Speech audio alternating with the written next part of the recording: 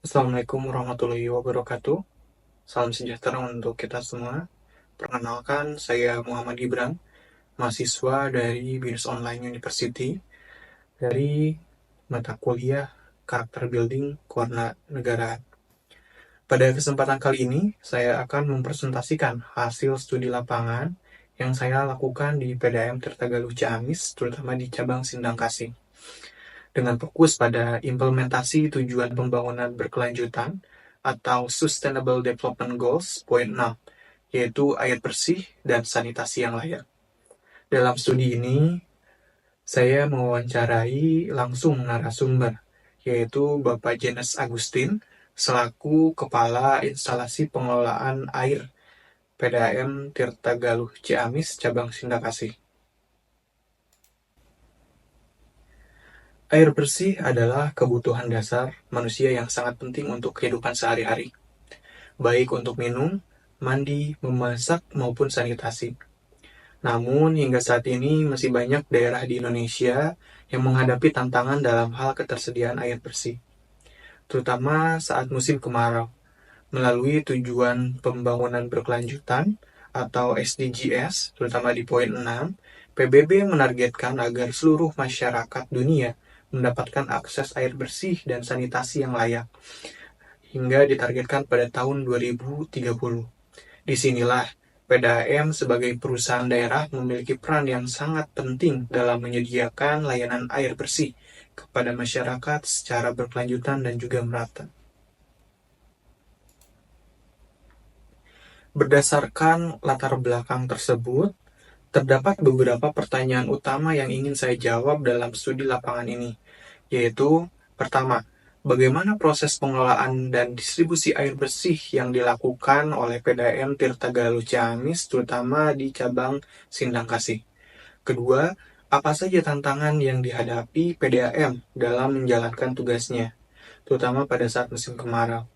Dan yang ketiga, bagaimana solusi serta upaya yang dilakukan oleh PDAM untuk menjaga kualitas layanan air bersih kepada masyarakat. Dari hasil wawancara dan juga observasi lapangan, saya menemukan bahwa PDAM Tirtagaluh Ciamis mengambil air baku dari dua sungai utama. Yang pertama yaitu Sungai Cileueur dan yang kedua adalah Sungai Citanduy. Air tersebut kemudian diolah melalui beberapa tahapan, yaitu koagulasi, flokulasi, sedimentasi, filtrasi, dan desinfeksi menggunakan kaporit.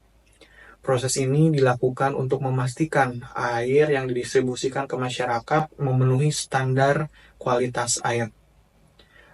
Selama musim kemarau, debit air sungai tentunya menurun secara drastis, sehingga menjadi tantangan utama dalam kontinuitas pelayanan.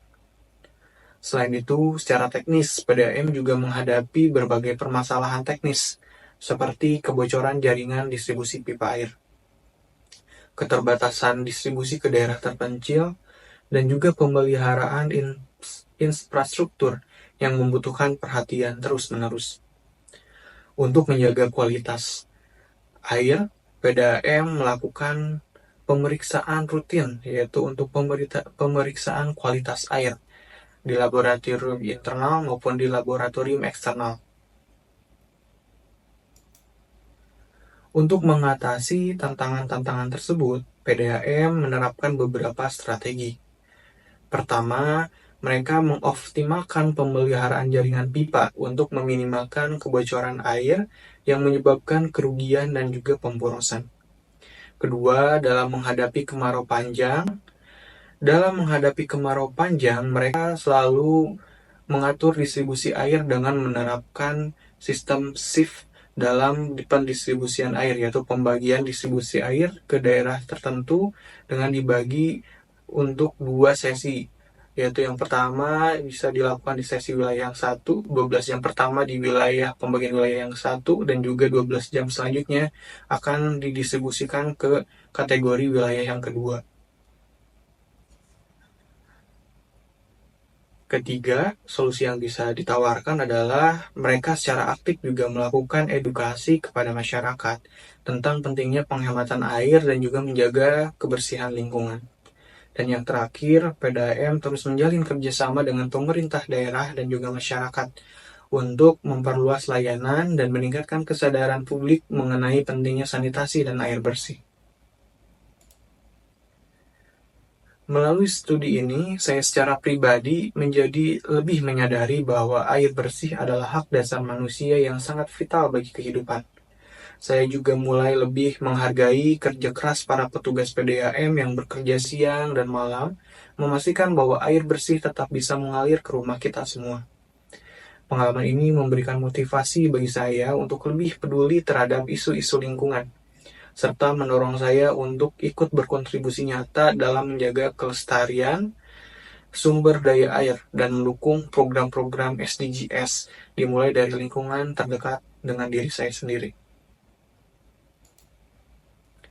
Sebagai kesimpulan, PDAM Tirtagaluh Ciamis, cabang Sindang Kasih memiliki peran yang sangat krusial dalam mendukung implementasi SDGs poin 6, khususnya dalam menjamin ketersediaan air bersih dan sanitasi layak bagi masyarakat.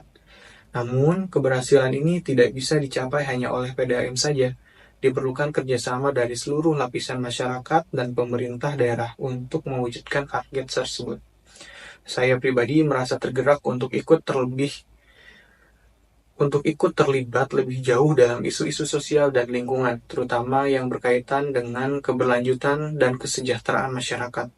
Semoga melalui studi ini kita semua dapat lebih menghargai pentingnya air bersih dan mulai melakukan tindakan kecil dari diri kita masing-masing.